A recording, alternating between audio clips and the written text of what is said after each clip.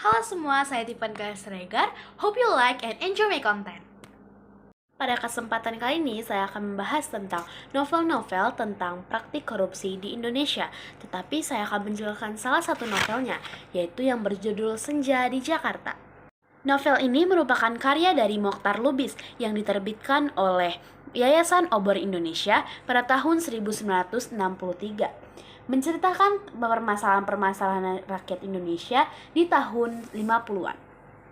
Sebelum diterbitkan dalam bahasa Indonesia, novel ini sudah lebih dahulu terbit dalam bahasa Inggris, Belanda, Melayu, Italia, Spanyol, dan juga Korea. Bahkan filmnya juga sudah sempat terbit. Suryono adalah Kementerian Luar Negeri. Ia berusia muda dan merupakan tokoh utama yang sangat kuat. Ia digunakan oleh penulis untuk menggambarkan betapa tali-tali sangat kuat menjerat banyak anggota masyarakat dari berbagai kelompok untuk melakukan beragam perbuatan yang menindas rakyat-rakyat kecil serta membuat yang kaya menjadi bertambah kaya dan yang berkuasa bertambah kekuasaannya. Kisah ini bermula dari salah satu tokoh di dalam novel yang bernama Raden Iksan, yang adalah seorang anggota Dewan Partai Indonesia, merencanakan untuk mendirikan perusahaan-perusahaan fiktif yang bergerak dalam usaha ekspor-impor barang-barang kebutuhan rakyat. Ia juga mencantumkan nama istrinya yaitu Fatma karena ikut mendukung perusahaan fiktif yang dilakukan oleh suaminya sendiri, dan nama anak tunggalnya yaitu Suryono, serta beberapa rekan-rekan separtainya untuk menjabat sebagai direktur pada perusahaan tersebut. Rencana itu terlintas di benak Raden Kaslan ketika mendapat kepercayaan diri dari Husni Rumbara untuk menangani penyediaan dana bagi Partai Indonesia yang dipimpinnya sendiri. Suryono dipercaya menjabat direktur perusahaan fiktifnya tersebut. Ia juga baru selesai menyelesaikan tugasnya dinas di luar negeri. Namun, ia merasa tidak puas terhadap fasilitas yang diperoleh dari kementerian, tempatnya di mana kerja.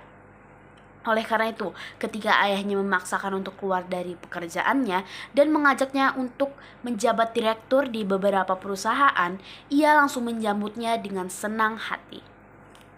Perusahaan fiktif yang dijalankan oleh Raden Kaslan berhasil meraih keuntungan yang sangat-sangat besar, sehingga membuat orang-orang yang terlibat di dalamnya bisa menjalani hidup dengan bahagia dan serba kecukupan.